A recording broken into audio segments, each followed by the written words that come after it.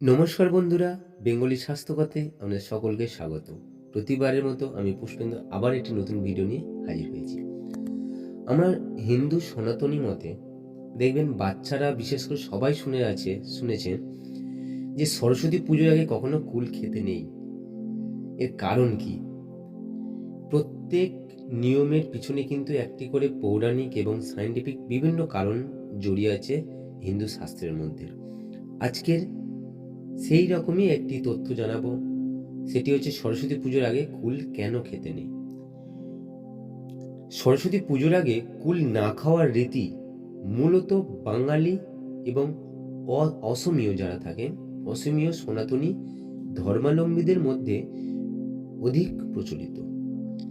যুগ যুগ ধরে বাঙালি নতুন ফসল ঘরে তুললে তা গৃহদেবতাকে না নিবেদন করে গ্রহণ করেন না।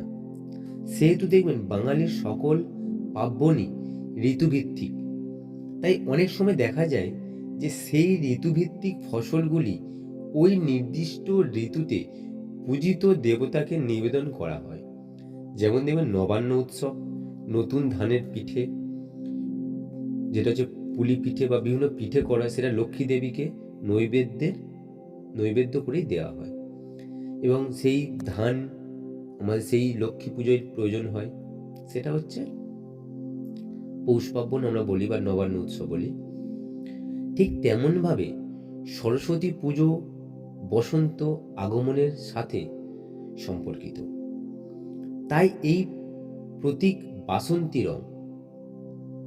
বাসন্তী রঙের আতপাকা কুল তাই ওই ঋতুর ফলের প্রতীক হিসাবে বিবেচিত হয়।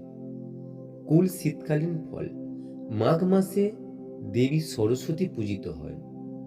দেবীর প্রধান পূজারী হচ্ছে শিক্ষার্থীরা বা ছোট শিশু যারা পড়াশোনা করে। তাই তারা ভক্তিবর্গে সর্বাগ্রে দেবীকে নিবেদিত ফুলই গ্রহণ করেন।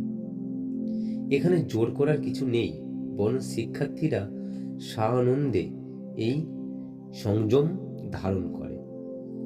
এমন কোনো কথা নেই যে পুজোর আগে কুল খেয়ে ফেললে দেবী রাগ করবেন এবং বিদ্যা বুদ্ধি কমিয়ে দেবেন।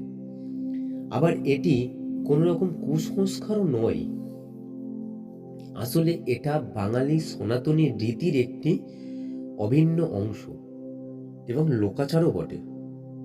পৌরাণিক কথা অনুযায়ী কথিত আছে, একসময় ব্যাসদেব বদ্রিকাশ্রমে তার তপস্যা স্থানে কাছে একটি কুল বীজ রেখে মনস্থ করলেন যে যখন এই কুল বীজ অঙ্কুরিত হয়ে চারা গাছ হবে এবং চারা গাছ থেকে বড় বৃক্ষ হবে এবং সেই বৃক্ষ থেকে যে ফল সৃষ্টি হবে, সেই ফল পেকে যখন তার গায়ে পড়বে তবেই তার তপস্যা সম্পূর্ণ হবে এবং সেদিনই উনি তপস্যা শেষ করবেন।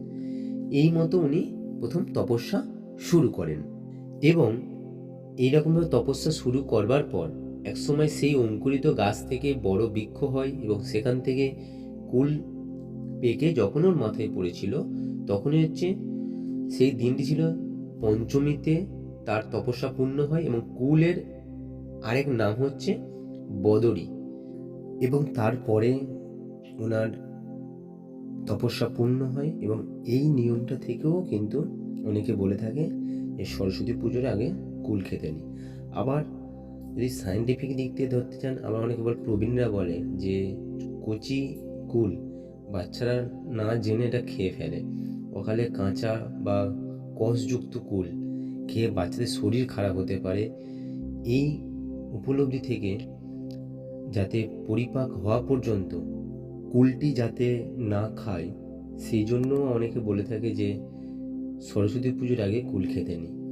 তাই কুল খাওয়া বা না খাওয়ার কোনো শাস্ত্রগত নির্দেশও যেমন নেই, তেমনি কোনো অন্ধবিশ্বাস বা কুসংস্কার বশেও পালিত হয় না। এটি সুশিক্ষা অর্জনের ক্ষুদ্র ত্যাগ মাত্র, যেটি আত্মসংযমের মনোভাব ও বিদ্যা দেবী সরস্বতীর প্রতি শ্রদ্ধা অর্পণের একটি সুন্দর প্রথা।